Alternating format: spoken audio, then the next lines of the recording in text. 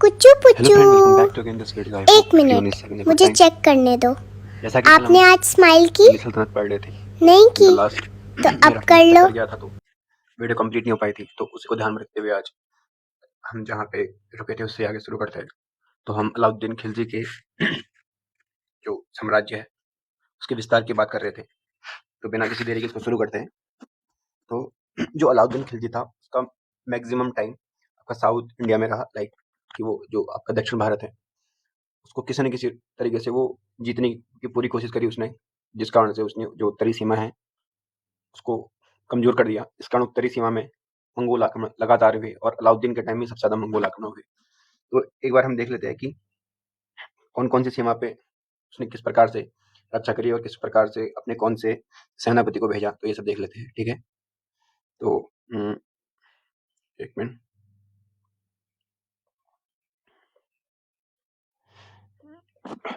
यहीं पे देख लेते हैं। जस्ट इमेजिन ये इंडिया का मैप है, ठीक है।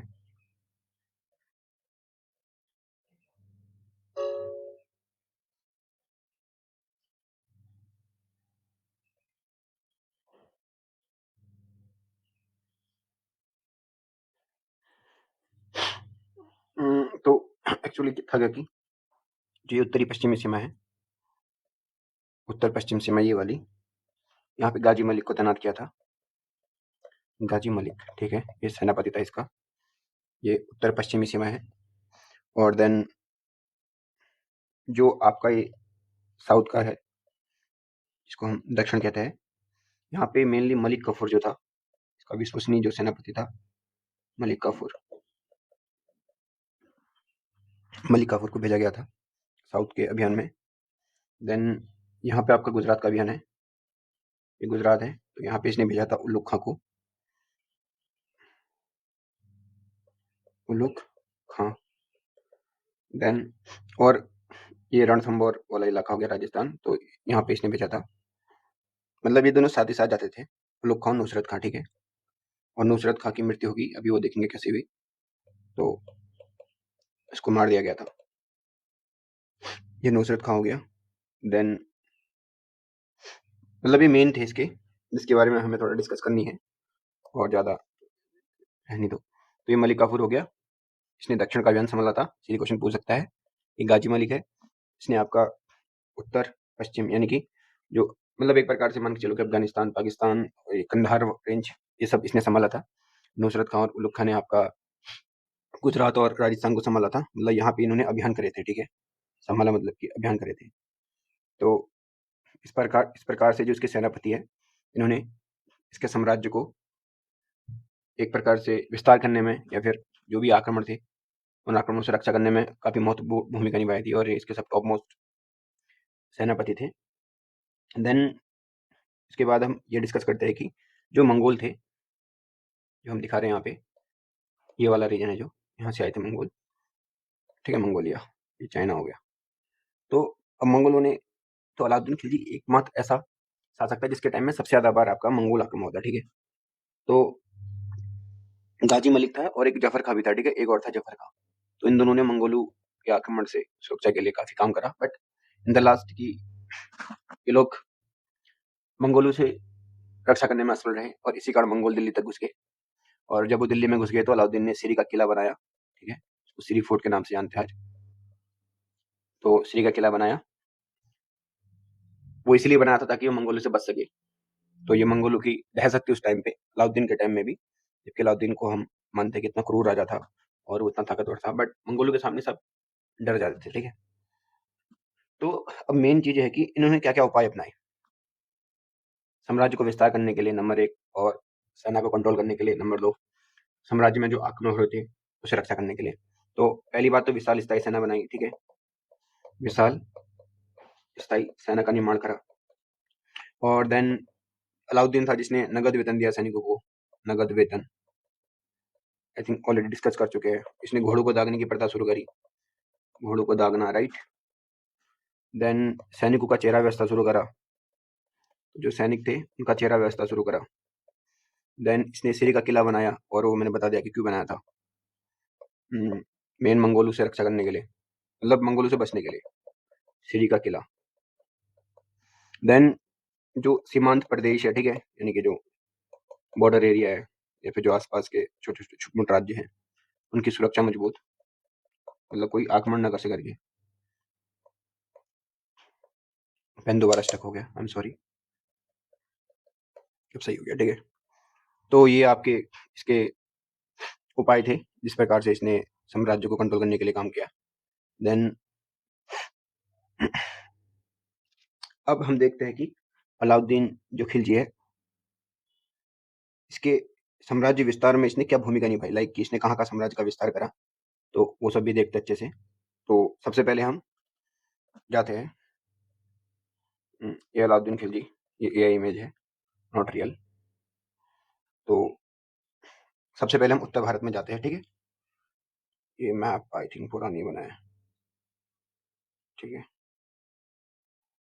ऐसे भाई पूरा ऐसे ऐसे ऐसे ऐसे ऐसे ऐसे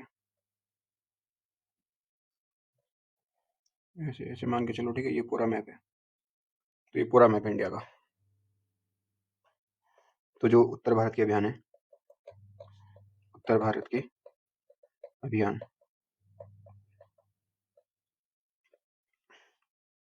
तो सबसे पहले इसने गुजरात विजय करी थी उत्तर भारत के अभियान में। थोड़ा जल्दी जल्दी स्पीड में करेंगे क्योंकि कल एग्जाम में क्रोनोलॉजी पूछता है, फिर वो मेंस में थोड़ा डिटेल में पूछता है, बट मेरे हिसाब से क्रोनोलॉजी की कौन सा अभियान कब हुआ था और किस टाइम पे हुआ था, ठीक है। सबसे पहला गुजरात विजय, ये आपका 1297-98 के टाइम में, ठीक है। तो गुजरात विजय में क्या था कि लाइक जैसे कि हमने अभी यहाँ नीचे बताया था, यहाँ पे जब हम डिस्कस कर रहे थे ऊपर, गुजरात विजय में कौन गया था, नुसरत खां और उलुग खां, ठीक है। नुसरत खां और जो उलुग खां था वो गुजरात विजय में गया था। तो यहाँ पे हुआ क्या था कि गुजरात आपका एक तो बंदरगाह है, नंबर एक, नंबर दो व्यापार का केंद्र था। तो इस दृष्टि से भी इन्होंने गुजरात में आक्रमण करा, कि इनके लिए एक बहुत ही महत्वपूर्ण केंद्र की तरह साबित हो सकता था, इसलिए ये लोग गुजरात को जीतना चाह रहे थे और अरब व्यापारियों के साथ प्रॉपर संबंध बना सके ये लोग। तो जो गुजरात है उसमें वहाँ पे कर्णदेव सेकंड शासन कर रहा था, कर्णदेव द्वितीय। ये उतना इंपॉर्टेंट है नहीं, तो नाम याद रखने की जरूरत है नहीं प्रीलिम्स के लिए, ठीक है। मेंस में तो फिर लिखने के लिए आएगा, तो वहाँ पे याद करना ही होगा। तो कर्णदेव सेकंड, और मेन क्या था कि हाँ, एक जो इम्पोर्टेंट चीज है, जो एक आपका मलिक काफूर नाम का बंदा था, मलिक काफूर, ठीक है।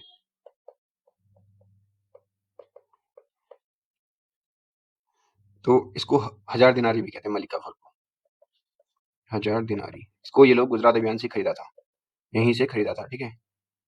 इसको यहीं से ये लोग लाए थे, इसको खरीदा गया था, ठीक है, 1000 दिनार देके। तो ये एक फैक्ट है, किस अभियान से मलिक काफूर को खरीदा गया था। तो ये गुजरात के अभियान से, ठीक है। देन उसके बाद जो नेक्स्ट अभियान है वो रणथंभौर का था, गुजरात हो गया। देन सेकंड आपका रणथंभौर, रणथंभौर,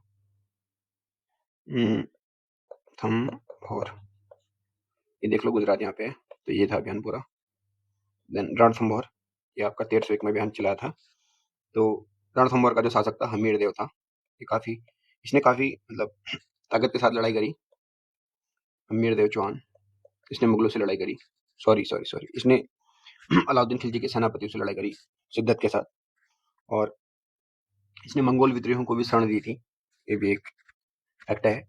और इसी कारण मतलब और बहुत सारे रीजन थे कि यहाँ पे ये लोग आक्रमण करे करके, तो उसमें से एक ये मेजर कारण था। देन जो हमीर देव चौहान था यहाँ पे शासक था, और यहाँ पे ना क्या हुआ था कि इसी टाइम पे जो मैंने बताया था स्टार्टिंग में कि जो नुसरत खां था, नुसरत खां, इसको मार दिया गया था, इसकी हत्या कर दी गई। What? क्या हो गया पेन को, नुसरत खां की हत्या कर दी गई थी। तो देन अलाउद्दीन स्वयं आया था यहाँ पे लड़ाई करने के लिए, ठीक है, खुद सेना लेके आया था, ठीक है। तो अलाउद्दीन खिलजी फिर स्वयं आया था लड़ने के लिए। तो याद रखना कि इस अभियान के टाइम इसकी हत्या कर दी गई थी, रणथंभौर, एक थोड़ा फैक्ट बन जाता है। और फिर यहाँ पे ना क्या हुआ कि लाइक जब अलाउद्दीन आया, तो फिर जब अलाउद्दीन आ गया तो पूरी सेना लेके आया था, तो इंदलास हार गए लोग। तो फिर जो यहाँ की महिलाएं थी तो सबने जोहर कर लिया, ठीक है। आगे एक चित्तौड़ विजय, वहां पे भी समझेंगे कि जोहर का मतलब क्या था, कि जोहर करा था, बट यहाँ पे भी याद रखना है कि जोहर करा था, ठीक है, जोहर महिलाओं ने। देन यहाँ पे से रणथंभौर से अब राजस्थान में सल्तनत काल की अलाउद्दीन की पकड़ मजबूत हो गई। देन अगला है आपका चित्तौड़, चित्तौड़ विजय ये आपका 1303 में था, क्योंकि हमने एक बहुत ही फेमस मूवी देखी पद्मावत, तो ये उससे संबंधित है चित्तौड़। तो जो राजा था यहाँ का चित्तौड़ का, रतन सिंह, राजा रतन सिंह, और उसकी जो वाइफ थी उसका नाम था पद्मावत। और हमने जैसे कि पता कि पद्मावत मलिक मोहम्मद जैसी ने लिखी है, तो उसकी खूबसूरती को देखते हुए पद्मावती की अलाउद्दीन यहाँ तक पहुंचा था, ऐसा मूवी में दिखाया गया है। और मतलब ये तो एक खाली जस्ट एक रीजन था जो हमें मूवी की तरह देखने को मिलता है, बट जो मेन रीजन था वो बहुत सारे रीजन होते हैं, लाइक ठीक है, क्योंकि उनको अपना साम्राज्य विस्तार करना था। अब वहाँ पे लाइक संपत्ति अच्छी खासी थी, ठीक है। देन वहाँ पे से गुजरात बगल में है, तो वो भी एक पूरी एक रणनीति का हिस्सा था इनका कि कैसे इसको कंट्रोल करना करके, ठीक है। देन यहाँ पे से और कैसे मतलब वही था कि जो मैंने बताया, ठीक है। पद्मावत एकमात्र रीजन नहीं था कि खूबसूरती को देखते हुए यहाँ पे आ गया, आत्म कर दिया। मतलब जो सामरिक महत्व होता है, ठीक है, सामरिक महत्व कि धन संपदा, राज्य का विस्तार करना, मतलब ये सब सामरिक महत्व। तो ये हमें अच्छे से याद रखना है इस टाइप से। और यहीं पे जो पद्मावती उसने जोहर करा था, पद्मावती ने, और प्लस उसके साथ जो अन्य थी महिलाएं, सभी ने यहाँ पे जोहर कर लिया था, ठीक है, जब आपका रतन सिंह को मार दिया गया। देन चित्तौड़ हो गया। देन इसके बाद आपका है मालवा, मालवा, मालवा विजय, ठीक है। तो मालवा 1305 का है, 1305 में मालवा पे विजय प्राप्त करी थी। देन यहाँ पे उतना कुछ खास है नहीं। तो मालवा विजय से क्या हो गया, जो मध्य भारत था वहाँ पे नियंत्रण कर लिया गया, मध्य भारत में नियंत्रण मालवा विजय से, राइट। देन क्योंकि जो मालवा का रीजन था ना, ये उत्तर और दक्षिण को जोड़ने का काम करता था, लिंक का काम करना था, लिंक का काम करता था। तो उज्जैन वगैरह, मांडू, ये सब एरिया इसमें आते थे। तो यहाँ पे इसने आपका देन मालवा के बाद आपका है सिवाना विजय। अब इसके बाद ये उतने इंपॉर्टेंट रह नहीं जाते हैं, बट मेन यहीं तक था मालवा विजय तक। देन अब हम ना इसके बाद दक्षिण दक्षिण भारत की और रुख करते हैं। तो ये इमेजेस वगैरह हो गई। तो ये सब किले हैं राजस्थान के, फेमस, देख सकते हो आप कैसे बनाए होंगे उस टाइम पे और कितना मजबूती से किले बनाए थे, ठीक है। तो इसलिए जो हम सुनते हैं कि किले पे 8-8 महीने, 9-9 महीने उन लोगों ने घेरा डाला, वो यही था कि कहाँ से अंदर एंट्री करते, एंट्री करने का कोई स्पेस ही नहीं था। यहाँ से एंट्री करते, एकदम खड़ी दीवार है, तो ऊपर से ये लोग मार सकते थे आराम से। तो बहुत सारे मतलब जो उस टाइम का बैटल फील्ड था ना, और उस टाइम के जो रणनीतिकार थे, वो आज के मुकाबले आई थिंक बहुत ही ज्यादा मतलब सुव्यवस्थित और बहुत ही स्ट्रांग थे और बहुत ही सुपर फास्ट थे। आजकल के जो मॉडर्न टाइम के, पूरे वर्ल्ड की बात कर रहा हूँ मैं, ठीक है, पूरे वर्ल्ड के जो मॉडर्न टाइम के आपके ये लाइक रणनीतिज्ञ है, इनका समझ में नहीं आता, ठीक है। अब उस टाइम पे देखो कोई टेक्नोलॉजी नहीं, फिर भी इतने स्ट्रांग तरीके से 8-8 9 महीने उन्होंने किलों में घेरा डाला, मतलब जो भी है लिव इट। देन अब यह दक्षिण, तो दक्षिण भारत का अभियान यहाँ पे करते हैं, साउथ इंडिया का अभियान, अभियान। तो सबसे पहले अभियान आपका देवगिरी में, ठीक है, देवगिरी, ये आपका 1308 में। एग्जैक्टली अगर डेट वगैरह ऊपर नहीं चल सकते, बट डेट पे मत जाना। सबसे पहले देवगिरी में, तो यहाँ पे यादव वंश था आपका, यादव वंश, ठीक है। तो इससे पहले ना देवगिरी में ऑलरेडी एक बार अटैक हो चुका था, जब ये आपका अलाउद्दीन खिलजी क्या था, जब ये खुद किसके अंदर काम कर रहा था, जलालुद्दीन फिरोज खिलजी के अंदर काम कर रहा था, ठीक है। तो उस टाइम पे इसने आक्रमण करा था, वो कब करा था, 894 और 96 के बीच, इसी टाइम पे इन्हें सेकंड आक्रमण था देवगिरी पे। और यहाँ का शासक जो था रामचंद्र देव था, रामचंद्र देव, ठीक है। ये थोड़ा याद करने की चीज है। और तो फिर सेकंड टाइम क्या होता है कि इसने कर वगैरह देना मना कर दिया और अपने को स्वतंत्रता घोषित कर दी। ये सब रीजन थे कि दोबारा आक्रमण हुआ यहाँ पे। देन फिर इसने आत्मसमर्पण कर दिया जब यहाँ पे आक्रमण हुआ, क्योंकि फिर वो कंट्रोल कर नहीं पाया, लाइक कि इतनी बड़ी मुगल सॉरी सल्तनत सेना के सामने खड़ा नहीं हो पाया, ठीक है। तो देन दूसरा अभियान आपका वारंगल, ये आपका 1310। तो यहाँ पे काकतीय थे, काकतीय, काकतीय वंश, थोड़ा ना एक बार मैप में भी देख लो, ठीक है। ये आपका देवगिरी है, वेट, ये है आपका देवगिरी, ठीक है। अभी दिल्ली है, यहाँ से मतलब आते थे लोग मस्त करके। तो देवगिरी है, यहाँ पे काकतीय है, ठीक है, जो भी हम बात कर रहे हैं, वारंगल, देन यहाँ तक आए थे लोग, ठीक है, ये पांड्या, यहाँ पे तंजावुर ये हो गया, और ये यादव हो गए यहाँ पे। तो ऐसे इनका अभियान चलता था, ठीक है, इतना लंबा रूट से, क्योंकि जो दक्षिण इंडिया ना, वहाँ का जो प्रायद्वीपी पूरा आपका जो भूआकृति है वो अलग ही टाइप की है, ठीक है, तो इसलिए दक्षिण भारत में अभियान करना बहुत ही मुश्किल था उस टाइम पे, लाइक ट्रांसपोर्ट की सुविधा थी नहीं, तो समझ सकते हो। देन ये वेट, जो वारंगल है, यहाँ पे जो काकतीय वंश है इसका शासन था, और यहाँ पे प्रताप रुद्र देव था, ठीक है, प्रताप रुद्र सेकंड, तो इसका शासन था। तो अब जो प्रताप रुद्र सेकंड था ना, इसने ही लाइक एक प्रकार से कह सकते हो कि जो कोहिनूर का हीरा होता है, कोहिनूर हीरा, ये किसको दिया था? सेंस लगाओ, मैंने बताया था कि साउथ इंडिया में कौन था जिसने अभियान करा था, साउथ इंडिया में अभियान करा था इसने इस बार, मलिक काफूर, ठीक है। वो मलिक काफूर कौन था? 1000 दिनारी कहाँ से खरीदा था? गुजरात से, ठीक है, तो ऐसे फैक्ट्स याद करने हैं। देन ये हो गया कोहिनूर का हीरा, वारंगल, काकतीय, प्रताप रुद्र सेकंड, तो ये सब वगैरह हो गया। देन इसके बाद जो तीसरा अभियान था वो था आपका द्वार समुद्र, ये 1310 to 11 इस टाइम पीरियड में। तो यहाँ पे होयसल था, याद रखना है, होयसल, ये ना कभी कभी वंश क्या नहीं पूछ सकता है, तो याद रखना चाहिए कि होयसल वंश। तो देन तो बिना लड़े इसने युद्ध की अधीनता स्वीकार कर दी। यहाँ का जो राजा था, नाम उतना इंपॉर्टेंट नहीं आता क्योंकि इन दोनों का नाम थोड़ा इंपॉर्टेंट है, रामचंद्र देव, मेन तो इसका ही है, रामचंद्र देव का, देवगिरी का। देन वारंगल फिर भी देख लो, प्रताप देव। देन द्वार समुद्र वाला भी उतना इंपॉर्टेंट है नहीं, बट फिर भी बल्लाल थर्ड था कुछ, ठीक है, बल्लाल देव नहीं, ठीक है, बल्लाल तृतीय, इस टाइप से कह सकते हो। देन इसके बाद जो अगला अभियान था वो मदुरै का अभियान था, चौथा अभियान था मदुरै का, मदुरै, ये आपका 1311 में हुआ था मदुरै का अभियान। तो यहाँ पे थे मदुरै में पांड्या, जैसे कि हमने बताया, पांड्या शासन कर रहे थे ये मदुरै, एकदम साउथ में। तो देखो कि अलाउद्दीन खिलजी कहाँ से कहाँ तक मतलब अपना साम्राज्य विस्तार करने के लिए भेजा था उसने, और लंबा, मतलब पूरे, मतलब ऑल इंडिया, पैन इंडिया मान सकते हो एक प्रकार से, तो पांड्या तक भेज दिया उसने। देन फिर मलिक काफूर पूरा दक्षिण का अभियान संभाला था, तो उसने काफी लूट खसोट करी, ठीक है, बहुत ही मतलब। देन फिर देवगिरी में ना एक बार और अभियान हुआ था, देवगिरी का दूसरा अभियान 1313 में।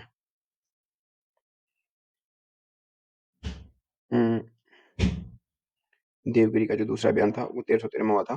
तो यहाँ पे अब शंकरदेव था, ठीक है,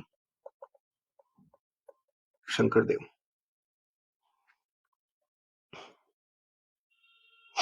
तो ये सब इसके दक्षिण के अभियान है, इसको अच्छे से याद रखना है।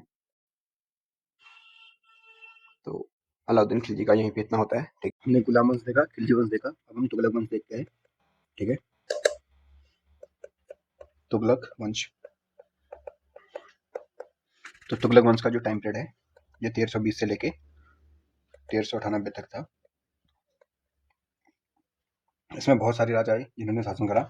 तो अब हम यहाँ पे सिर्फ जो इम्पोर्टेंट है उनको ही देखेंगे, ठीक है। तो सबसे पहले हम बात करते हैं गयासुद्दीन तुगलक की, 1320 से लेके ये 25 तक रहा, ये आपका था गयासुद्दीन तुगलक, ठीक है, गयासुद्दीन तुगलक। देन उसके बाद आएगा एमबीटी, जिसको मोहम्मद बिन तुगलक कहते हैं, ये सबसे इम्पोर्टेंट है, 1325 से लेके 1351 तक, ठीक है। तो ये इस साम्राज्य की रीढ़ की हड्डी मान सकते हैं तुगलक वंश की, मोहम्मद बिन तुगलक। देन उसके बाद आएगा फिरोज तुगलक, 1351 से लेके 1388 तक, ये था कौन? फिरोज तुगलक, फिरोज तुगलक। पहले हम इतना ही देखते हैं, देन उसके बाद हम नेक्स्ट देखेंगे आगे को। तो नेक्स्ट स्लाइड जो है यहाँ पे इसको रेस कर देते हैं, ठीक है। तो सबसे पहले हम देखते हैं गयासुद्दीन तुगलक, गयासुद्दीन तुगलक, जीटी के बारे में। तो जीटी ने ऐसा क्या काम करा था, अब डायरेक्टली थोड़ा, क्योंकि हम इसमें आपका जो एमबीटी है उसके बारे में डिटेल डिस्कस करेंगे, तो हम गयासुद्दीन तुगलक के बारे में देख लेते हैं, जो भी नाम है इसका। तो इसको गाजी मलिक कहते थे, इतना याद रख लो, गाजी मलिक। पहला फैक्ट ये हो गया। और जो तुगलक वंश है ना, इसने सबसे अधिक टाइम तक शासन करा दिल्ली सल्तनत में, ये भी एक फैक्ट हो गया, इसको याद रख लेना। देन गयासुद्दीन तुगलक ने नेहरू का निर्माण कराया, ठीक है, अच्छा काम मान सकते हैं, नेहरू का निर्माण कराया। और इसने क्या करा ऐसा, और ये नहरें बनाने वाला पहला सल्तनत का शासन था, ये भी हमें थोड़ा फैक्ट याद रखना है। देन इसने क्या करा कि जो गयासुद्दीन तुगलक था, इसने इतना ही करा, ठीक है, इसके बारे में ज़्यादा कुछ है नहीं। देन इसके बाद हम बात करते हैं एमबीटी के बारे में, जो कि सबसे इंपॉर्टेंट है। एमबीटी मोहम्मद बिन तुगलक 1325 से लेके 1351 तक, यहीं से क्वेश्चन आते हैं, ठीक है, एमबीटी। तो एमबीटी को सबसे पहली बात जोना खा कहते हैं, जोना खा, सीधा क्वेश्चन कि जोना खा किसको कहते हैं, एमबीटी को। मोहम्मद बिन तुगलक को क्या कहते हैं, मोहम्मद बिन तुगलक को जोना खा कहते हैं, ठीक है। देन तो जो मोहम्मद बिन तुगलक है, यहाँ पे क्या था कि लाइक, हाँ, इसके एक फैक्ट, पहले फैक्ट, थोड़े बहुत फैक्ट देख लेते हैं, फिर डिटेल डिस्कस करेंगे। एक 1333 में, 1333 आई थिंक, 1333 या हाँ इसी अराउंड में, एक इब्न बतूता नाम का बंदा था, इब्न बतूता। तो ये मोरक्को से आया था, ठीक है, मोरक्को, तो उत्तरी अफ्रीका में पड़ता है, मोरक्को से सीधे भारत आया था।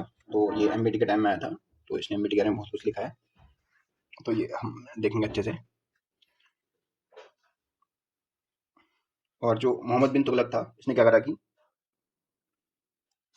एक धर्मनिरपेक्ष राज्य की स्थापना करी, धर्मनिरपेक्ष, ठीक है।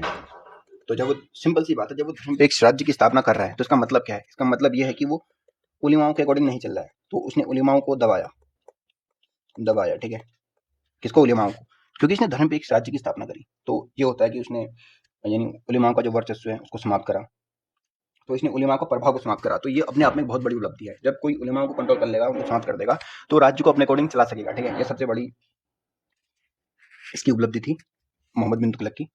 देन और इसके बारे में, हाँ, एमबीटी के टाइम हमने पीछे डिस्कस कर लिया है। इसके टाइम पे एक मंगोल आक्रमण हुआ था, और जो मंगोल आक्रमण था वो तरमासरीन था, ठीक है, तरमासरीन। तो जो तरमासरीन था उसने मंगोल आक्रमण करा था, ठीक है, इसके टाइम पे। तो ये थोड़ा फैक्ट है। देन और इसने क्या करा, इसके टाइम पे एक आपका जो जैन विद्वान था, जैन विद्वान, तो इसने जैन विद्वानों को संरक्षण दिया, इनका स्वागत करा, राजशेखर था का नाम, और एक का नाम था जीन परवासुरी, ठीक है, जीन परवासुरी। तो ये भी थोड़ा इम्पोर्टेंट मान सकते हैं। और इसने सती प्रथा को रोकने का भी प्रयास करा था, ठीक है, थोड़ा फैक्ट है ये भी। देन और इसने क्या करा कि तर्क पर आधारित शासन को चलाने का काम करा, ठीक है, यानी कि थोड़ा लाइक, क्योंकि ऐसे लोगों के संपर्क में था, इसने ऐसे लोग को संरक्षण दिया था जो कि थोड़ा लॉजिकल लोग थे, ठीक है, लाइक जैसे हमने बात करी कि जब उलिमाओं का प्रभाव कम हो जाएगा, तो अब साम्राज्य को, राज्य को अपने अकॉर्डिंग चलाने की कोशिश करेगा, ठीक है, तो उलिमाओं से इसने दूरी बनाए रखी। तो ये हो गया। अब जो इम्पोर्टेंट है वो देखते हैं हम, सबसे इम्पोर्टेंट इसमें क्या है, मोहम्मद बिन तुगलक के प्रयोग, इसके प्रयोग देखते हैं। तो इसके कुछ बहुत प्रयोग थे। सबसे जो पहला प्रयोग था राजधानी, इसने राजधानी परिवर्तन करी थी, ठीक है, राजधानी परिवर्तन, इसका पहला प्रयोग था। दूसरा प्रयोग था इसने प्रतीक मुद्रा ये चलाई थी, तो ये इसका दूसरा प्रयोग था। तीसरा प्रयोग था इसका खुरासान, ठीक है, खुरासान योजना, तीसरा प्रयोग था। और चौथा प्रयोग था इसका कृषि योजना, कृषि सुधार। तो ये इसके 4 प्रयोग थे, ये बहुत इंपॉर्टेंट है, ये डायरेक्ट एग्जाम में पूछेंगे, राजधानी परिवर्तन, प्रतीक मुद्रा, खुरासान योजना और कृषि सुधार, ठीक है। तो जैसे कि हमने बात करा, जो मोहम्मद बिन तुगलक था, इसने राजधानी परिवर्तन करी, ठीक है। तो राजधानी परिवर्तन करने के पीछे कारण क्या था, इसने दिल्ली से राजधानी कहाँ परिवर्तित कर दी, देवगिरी। तो मेन वही था, ये भी उसी जाल में फंस गया कि मेरे को दक्षिण भारत में कैसे न कैसे कंट्रोल करना है, ठीक है। तो ये लोग इस नीति को बोल रहे थे, ये लोग थे दिल्ली में। तो और ये है आपका दक्षिण इंडिया, फिर यहाँ पे आपका बंगाल हो गया, ये आपका हो गया उत्तर पश्चिम, ठीक है। तो यहाँ मंगोल थे, ये इनको कंट्रोल करता, या फिर ये जो दक्षिण है, दक्षिण पे इसको राज्य करना था, साम्राज्य विस्तार करना था। और ये बंगाल में भी अपनी समस्या थी, ठीक है, समय समय पर वहाँ पे जो छोटे छोटे सूबेदार थे, ठीक है, या फिर जो भी थे, वो लोग स्वतंत्र घोषित कर लेते अपने आप को। तो अब एमबीटी फंस गया। अब उसके बाद इतनी सारी प्रॉब्लम हो गई, तो एमबीटी ने क्या करा, उसने बहुत सारे सुधार करे। उस सुधार में इसका पहला सुधार था राजधानी परिवर्तन। अब इसने राजधानी को परिवर्तन करने की योजना बनाई और इसने राजधानी परिवर्तन करी, ठीक है। इसको मिटा दो थोड़ा नीचे को। तो जब इसने राजधानी परिवर्तन करी, इसने राजधानी को कहाँ परिवर्तन कर दिया, देवगिरी। तो देवगिरी को उसने दूसरी राजधानी बनाया और दक्षिण भारत पर, ताकि बेहतर नियंत्रण हो सके। जो काम अलाउद्दीन खिलजी गलती कर रहा था, उसने वही काम ये दोबारा रिपीट कर रहा था, ठीक है। तो अब इसने देवगिरी यानी दक्षिण भारत पर नियंत्रण करने की कोशिश करी। तो दिल्ली से दौलताबाद तक इसने सड़क भी बनवा दी, ठीक है। ये इसकी एक महत्वपूर्ण मानी आती है। तो जब इसने देवगिरी की, ये राजधानी परिवर्तन करना इसके लिए घातक सिद्ध हुआ। तो ये इसकी एक असफल नीति मानी जाती है, क्योंकि कंट्रोल नहीं कर पाया। जब ये नीचे दक्षिण में होता तो उत्तर में विद्रोह आता, जब उत्तर में होता दक्षिण में विद्रोह आता, ठीक है, इस टाइप से। देन इसने प्रतीक मुद्रा का चलन शुरू करा। ये भी एक इम्पोर्टेंट इसके काल की योजना है, क्योंकि उस टाइम पे क्या हुआ था, जो चांदी है, चांदी की कमी हो गई थी। तो जब चांदी की कमी होगी तो इसने क्या करा, चांदी की कमी को कंट्रोल करने के लिए प्रतीक मुद्रा का चलन करा। और एक और फैक्ट इसमें ये याद रखना कि जो प्रतीक मुद्रा है, सबसे पहले मतलब ये भारत से पहले चीन में और उससे पहले ईरान में, ठीक है, वहां पे इसका प्रयोग हो चुका था। तो क्वेश्चन कभी आएगा कि प्रतीक मुद्रा पहले या बाद में प्रयोग हुआ, नहीं, इससे पहले प्रयोग हो चुकी थी। तो क्योंकि चांदी की कमी चल रही थी उस टाइम पे, तो इसने कांसे के सिक्के डाल दिए, ठीक है, कांसे के सिक्के। तो अब हुआ क्या, अब कांसा तो बहुत ही आराम से मिल सकता है, ठीक है, ऐसा था नहीं कि चांदी की तरह की चांदी तो बहुत माल रेयर है। तो कांसा सबके पास आराम से मिल जाता था। तो लोगों ने क्या करा, जाली सिक्के चलाने शुरू कर दिए। तो जब जाली सिक्के चलाने शुरू कर, व्यवस्था फैल गई, महंगाई बढ़ गई। तो सिंपल सा लॉजिक है, जब मार्केट में बहुत सारा पैसा जाएगा तो महंगाई चरम सीमा पर पहुंच जाएगी। और जब महंगाई चरम सीमा पर पहुंच जाएगी तो राज्य कंट्रोल कैसे किया जाएगा, राज्य कंट्रोल भी तो करना है, प्रशासनिक व्यवस्था को सुधारना भी तो है। वो कैसे वो सुधारा जाएगा, वो नहीं सुधारा सकता, ठीक है। तो जाली सिक्के की एक अपनी समस्या आ गई। तो फिर अब क्या करा, लोगों ने जाली सिक्के जो स्वयं ढालने शुरू कर दिए। तो फिर इसने इसको भी वापस ले लिया। तो इस प्रकार से ये नीति भी इसकी फेल मानी जाती है, ठीक है, एफआई फेल। तो यहाँ पे भी ये मात खा गया। अब इसमें क्या हुआ, जाली सिक्के, राजधानी परिवर्तन। अब एक खुरासान योजना थी। अब खुरासान योजना में क्या करा कि इसने जो हिमालयी क्षेत्र थे, हिमालयी क्षेत्र, तो हिमालयी क्षेत्र में इसने बहुत सारे सैनिक भेज दिए, ठीक है, ताकि जो चीनी है, जो उस आपका उत्तर पूर्व से या उत्तरी भाग से चीनों का प्रभाव बढ़ रहा था, उसको रोकने के लिए। तो अब ये कभी देवगिरी आ रहा था, कभी आपका, मतलब एक साथ बहुत सारी योजना चल रही थी। तो खुरासान योजना में बहुत सारे इसके सैनिक गए चीनियों को रोकने के लिए, जो भी ऊपर से आक्रमण उसको कंट्रोल करने के लिए। बट क्या हुआ, भूस्खलन वगैरह जो भी हुआ, तो वहां पे से बहुत सारे सैनिक जो है मारे गए। तो ये भी योजना इसकी फेल मानी आती है, ठीक है। और कांगड़ा की पहाड़ियों में इसने बहुत जगह अटैक करा, ठीक है, कुमाऊं की पहाड़ी पर भी इसने अटैक करा। तो ये सब चीजें हैं। तो खुरासान योजना भी इसकी फेल मानी आती है। देन इसने कृषि में सुधार करा। तो कृषि में सुधार के लिए इसने क्या करा इसने जो दोआब क्षेत्र है, दोआब, तो दोआब क्षेत्र में एक नई योजना शुरू करी। तो वहां इसने क्या करा कि वहां पे इसने राजस्व की जो दर थी उसको बढ़ा दिया गया, ठीक है, क्योंकि वहां पे अच्छी खासी उपज हो रही थी। तो इसने सोचा कि दोआब क्षेत्र से अच्छा हमें रेवेन्यू मिलेगा। तो वहां पे क्या हुआ कि अकाल पड़ गया। अकाल पड़ा तो लंबे टाइम के लिए वहां से राजस्व आना ही बंद हो गया, ठीक है। तो जब राजस्व आना बंद हो जाएगा तो जो योजना इसने स्टार्ट करी थी वो भी फेल होगी। तो एक तो ये था यहाँ पे से कि राजस्व यहाँ से आना बंद हो गया, अकाल पड़ गया। तो यहाँ पे से ये जो दोआब वाली योजना थी ये फेल मानी गई। दूसरा इसने क्या करा, जो पशु और बीज है तथा कुएं खोदने के लिए ऋण सुलभ कराया, ठीक है। इसने ऋण सुलभ कराया, ऋण सुलभ कराना, ठीक है, यानी कि एक प्रकार से बैंक बना दिया गया, मान लो, जो कि डेप्ट देगा पशुओं के लिए, या किसी को बीज खरीदने हैं, किसी को कुआं खुदवाना है। अब ये दे तो दिया, बट उस टाइम पे मैंने बोला कि अकाल पड़ गया। जब अकाल पड़ गया तो भाई उसका जो आपका लोन है वो कौन भरेगा, जो डेप्ट है उसको कौन पे करेगा। तो ये अपने आप में एक ब्लंडर साबित हुआ। कृषि सुधार भी फेल, नहीं कर पाया सुधार, क्योंकि वो चाह रहा था कि कृषि का विस्तार हो, ठीक है, मतलब उसका इंटेंशन अच्छा था। दोआब क्षेत्र में उसने बहुत सारे, जैसे मैंने बताया पे, लोन देना, ठीक है, और पशुओं के लिए लोन देना, कुएं खुदवाना और अच्छे से हो सके करके। तो ये सब योजना करी उसने। और उसने अलग अलग प्रकार के फसलों को बोने की भी बात कराई, जो कि हम जैसे बात करते हैं अल्टरनेट आपका फसल व्यवस्था की, जब हम बात करते हैं, ठीक है, एक साथ कई फसलों को उगाया जाए। तो ये सब इसके काम थे जो कि फेल हुए। काफी मेहनत करी इसने इन कामों में, बट अंततः इसको सफलता हाथ नहीं मिली इन सब कामों में, ठीक है। और मंगोल आक्रमण हमने बता दिया इसका। तो ये इल्तुतमिश सॉरी एमबीटी। तो एमबीटी जैसे ही फेल हुआ, देन एमबीटी के बाद साम्राज्य प्रॉपर गिरता गया और साम्राज्य में छोटे छोटे गुट बढ़ना शुरू हो गया। लोगों ने स्वतंत्रता घोषित कर दी अपनी छोटी छोटी जगह। तो इसी क्रम में दक्षिण भारत में हरि और बुक्का नामक 2 भाई थे, उन्होंने वहां पे विद्रोह कर दिया। और ठीक है, इसके बाद क्या हुआ कि दक्षिण भारत में दक्षिण में हरिहर बुक्का करके, हरिहर बुक्का, तो इन्होंने विजयनगर साम्राज्य की स्थापना करी। ठीक है, विजयनगर पहला विद्रोह, यहीं पे बहमनी विद्रोह हो गया था, बहमनी राज्य की स्थापना। तो ये सब दक्षिण का था। ठीक है, तो असफल नीतियों के कारण ये सब हुआ। तो फिर साम्राज्य आपका टूटता चला गया। देन गुजरात में भी और सिंध में भी, अवध में भी विद्रोह को दबाने में असफल रहा। मतलब स्टार्टिंग फेज में सफल रहा, but in the last phase में जब वो इतनी सारी प्रॉब्लम से जूझ रहा था, तो फिर वो नहीं कर पाएगा ना इतना आसानी से। तो एक प्रकार से ये मान के चले कि दक्षिण भारत का अभियान तो उसका फेल ही रहा। ठीक है, जो भी है। देन अब इसके बाद हम बात करेंगे फिरोज शाह तुगलक की। ठीक है, 1351 से लेकर 1388 के बीच में था। तो फिरोज शाह तुगलक के बारे में एक फैक्ट ये है कि ये उलेमाओं के चरणों में गिर गया। इसने कहा उलेमा सर्वोपरि। सबसे बड़ी बात तो याद रखना, उलेमा। ठीक है, पूरी दिल्ली सल्तनत में उलेमा का कितना योगदान है और अमीर का कितना योगदान है। ठीक है, ये ध्यान से याद रखना। तो इसने क्या करा कि जो अमीर थे, जो उलेमा थे, उनके पर तुष्टिकरण की नीति अपनाई। ठीक है, और इसने कोई दक्षिण भारत का अभियान नहीं चलाया और त्याग दी इसने कहा हम खुश हैं, ऐसे ही खुश हैं। और सबसे बड़ी इसकी गलती,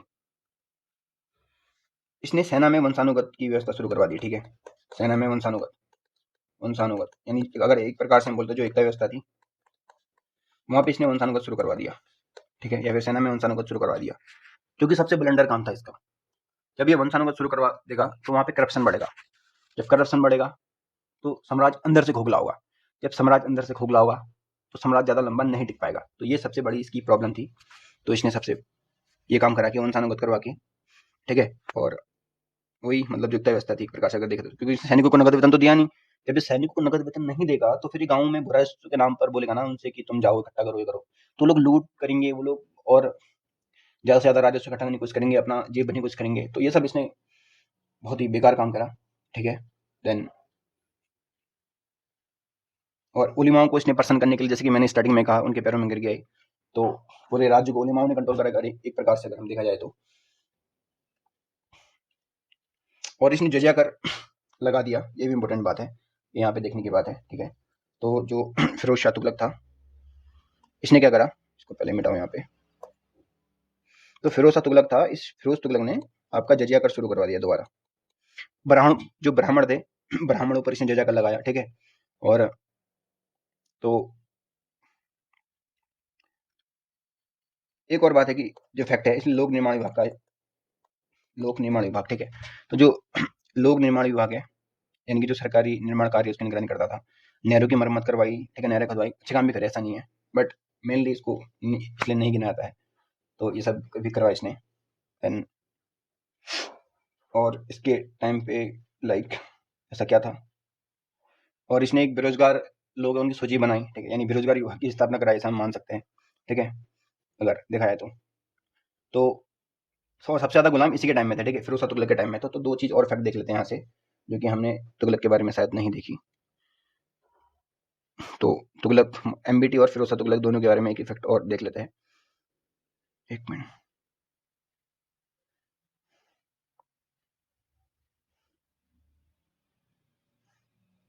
ठीक है, कहाँ पे, यहीं पे देख लेते हैं। तो इसको मिटाते हैं। तो जो एमबीटी था, मोहम्मद बिन तुगलक, तो इसके इसके लिए एक फैक्ट है कि इसने दीवान अमीर को ही, ठीक है, दीवान ए अमीर कोही मतलब कृषि, ऐसे याद रखो, अमीर कोही। तो इसने कृषि विभाग का निर्माण करा। कृषि विभाग किसने बनाया था, कृषि विभाग बनाया था एमबीटी ने। ठीक है, दीवान ए अमीर कोही कहते थे उसको। और जो फिरोज शाह तुगलक था, इसने दीवान बंदगान, ये सीधे एग्जाम में पूछता है, इसलिए यहाँ पे लिख रहा हूँ, दीवान बंदगान। देखो, बंदगान यानी बंदी, बंद मतलब बंदी, कौन, गुलाम।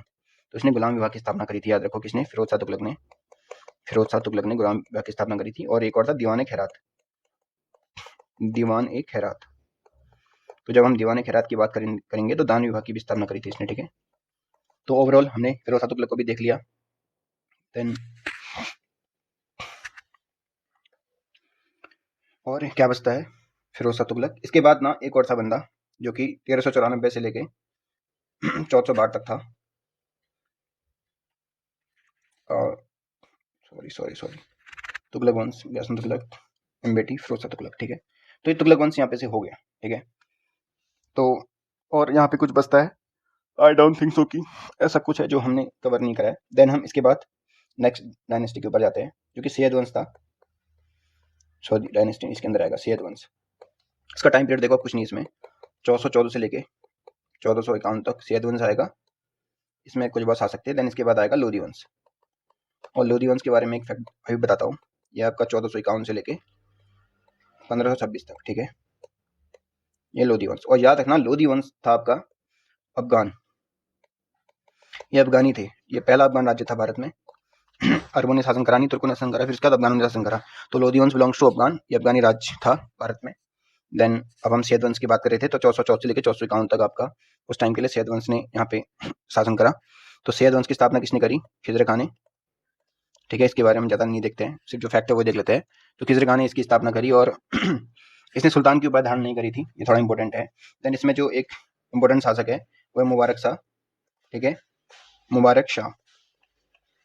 तो जो मुबारक शाह था इसने स्वयं को सुल्तान घोषित करा, पहली बात तो ये है। और ये सैयद वंश का सबसे महान शासक था। देन और इसने शाह की उपाधि धारण करी थी, जैसा कि इसके पीछे लगा है मुबारक शाह, तो इसने शाह की उपाधि धारण करी थी, ठीक है। देन फिर इसके बाद मोहम्मद शाह आया था, कुछ खास नहीं है। देन उसके बाद अलाउद्दीन आलम शाह था, इसके बारे में कुछ खास नहीं है, ठीक है। तो ये हो गया सैयद वंश। और देन इसके बाद लोधी वंश। लोधी वंश की स्थापना किसने करी थी? लोधी वंश की स्थापना बहलोल लोधी ने, बहलोल लोधी। तो कभी कभी ना लोधी वंश के तीनों शासक के बारे में पूछता है। पहला था बहलोल लोधी, दूसरा था सिकंदर लोधी, देन तीसरा था इब्राहिम लोधी। तो इनको ऐसे ही याद कर लेना है, इब्राहिम लोधी, क्योंकि ये थोड़ा इंपॉर्टेंट है, क्योंकि ये अफगान राज्य था, अफगान शासक थे सब। बहलोल लोधी, सिकंदर लोधी और इब्राहिम लोधी। तो बहलोल आपका 1451 से लेके 1451 से 1489 तक था। देन दूसरा 1489 से 1517 तक। देन ये 1500 जो नेक्स्ट, एक मिनट, हाँ, देन तीसरा जो 1517 से लेके ये 1526 तक था। और जो इब्राहिम लोधी था ये वही था जिसने पानीपत का पहला युद्ध लड़ा था बाबर के साथ, ठीक है। तो थोड़ा बहलोल लोधी के बारे में जान लेते हैं। बहलोल लोधी क्या था? इसने प्रथम अफगान था जिसने अफगान साम्राज्य की स्थापना करी थी भारत में। और देन यहाँ पे ऐसा कुछ है नहीं कि लाइक जो डिस्कस किया जाए। बहलोल लोधी, ठीक है। और दिल्ली सल्तनत में सभी शासकों में सर्वाधिक समय तक शासन करने वाला एक ही शासक था, उसका नाम बहलोल लोधी था, ठीक है। ये हमें अच्छे से याद रखना है। बहलोल लोधी कौन था? जिसने दिल्ली सल्तनत में सबसे अधिक समय तक शासन करा था। तो जो बहलोल लोधी था इसने दिल्ली सल्तनत में सबसे लंबे समय तक शासन करा था, ठीक है। ये एक फैक्ट है जो कि अच्छे से याद रखना है, सीधा पूछ देगा। देन और इसके बारे में क्या है, देन इसके बाद सिकंदर लोधी। तो जो सिकंदर लोधी था इसने गजे सिकंदरी यानी कि एक भूमि को मापने की प्रथा शुरू कराई थी। याद रखो, भूमि मापन, भूमि से संबंधित है गजे सिकंदरी। तो गजे सिकंदरी, शायद इसमें कोई प्रॉब्लम होगी नहीं, क्योंकि गजे सिकंदरी का संबंध किससे है? तो सिकंदर से है, यानी कि सिकंदर लोधी से। और इसने आगरा की स्थापना कराई थी, ठीक है, किसने? सिकंदर लोधी ने। ये हो गया।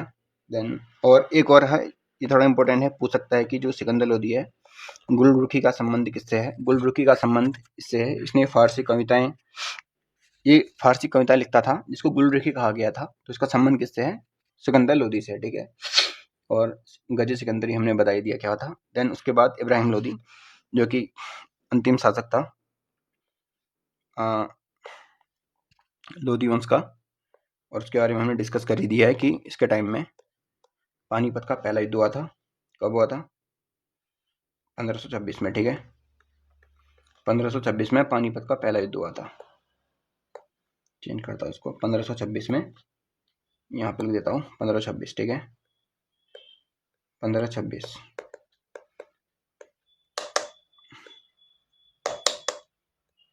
सॉरी पेन नहीं चल रहा है, नहीं चल रहा है। पानीपत का फर्स्ट वॉर, ठीक है, 1526 में इब्राहिम लोधी और बाबर के बीच में। और इब्राहिम लोधी मारा गया, हारा गया, जो भी बोल सकते हो। बाबर आया, बाबर जीता। तो बाबर ने मुगल साम्राज्य की नींव डाली। भारत में दिल्ली सल्तनत को चकनाचूर कर दिया, दिल्ली सल्तनत को ख़त्म कर दिया। तो ये पूरा हमने दिल्ली सल्तनत कंट्रोल से शुरू से लेकर लास्ट तक एक-एक पॉइंट्स के साथ, एक-एक फैक्ट्स के साथ इसको हमने देखा कि इसमें क्या था, क्या नहीं था, कौन नहीं था और कौन सा विभाग किसने बनाया था। हमने सब अच्छे से कवर करा, ठीक है। कुलीनों की भूमिका क्या थी, उलेमाओं की भूमिका क्या थी, ठीक है। कृषि सुधार किसने करे, सेना में सुधार किसने करे, किसके टाइम में ज़्यादा गुलाम थे, ठीक है। मतलब सब कुछ, मतलब डिटेल में एकदम। तो साम्राज्य को खड़ा करने के में हमने ये भी देखा कि किन किन चीज़ों की सबसे ज़्यादा भूमिका रहती है, और वो हमारा पहला ही पॉइंट था, लाइक प्रशासनिकीकरण, सेना, कर व्यवस्था, धनी लोग और उलेमा। तो इन्हीं के दम पे पूरा साम्राज्य इकट्ठा होता है। तो हमने हर एक शासक के बारे में समझा कि किस शासक ने इस पे काम करा, किस शासक ने इसमें काम नहीं करा, ठीक है। जिसने इसके ऊपर काम नहीं करा वो साम्राज्य को एकजुट करने में सफल नहीं हुआ। देन ये दिल्ली सल्तनत था। इतने कम टाइम में ऐसे ही कवर किया सकता है, इससे ज़्यादा डिटेल आई थिंक हो सकता है, और भी डिटेल हो सकता है, बट उतना फिर रिलेवेंट अभी के लिए वो होगा नहीं, ठीक है। और अभी के लिए हमारे लिए इतना ही रिलेवेंट है। देन इसके बाद हम मुगल काल के बारे में डिस्कस करेंगे, वो भी ऐसे ही डिस्कस करेंगे लेकिन इससे और अच्छे वे में इसको डिस्कस करेंगे, क्योंकि वो ज़्यादा इंपॉर्टेंट है। वैसे तो दिल्ली सल्तनत भी इंपॉर्टेंट है, बट दिल्ली सल्तनत में जो हमने टाइम टाइम में फैक्ट्स बताए, जैसे दीवाने वजारत, दीवाने सतल, दीवाने इंसा, ठीक है, साना मंडी, तो ये सब क्या होता है इसको अच्छे से देखना, क्योंकि यही लास्ट एग्जाम में आता है। उसकी जो क्रोनोलॉजी है, कौन सा शासक क्या है और किस शासक को क्या कहते हैं, ठीक है, जैसे जूना खां वगैरह ये सब। तो ये सब एग्जाम में डायरेक्टली पूछता है, किसने लौह रक्त की नीति अपनाई थी, ये सब। और मेन तो यही था। फिर इसके अलावा अगर कुछ है तो आई डोंट थिंक सो कि कुछ छोटा है, but everything we have clear, अच्छे से सब कवर कर लिया है। देन अब हम इसके बाद हम मुगल साम्राज्य को देखेंगे। देन उसके बाद हम विजयनगर साम्राज्य और बहमनी साम्राज्य, जो कि बहुत इंपॉर्टेंट है। इसमें ज़्यादा डिटेल जाएंगे नहीं, हम पूरा फैक्ट्स देखेंगे, ठीक है, और मुगल को अच्छे से कवर करेंगे। तो चलिए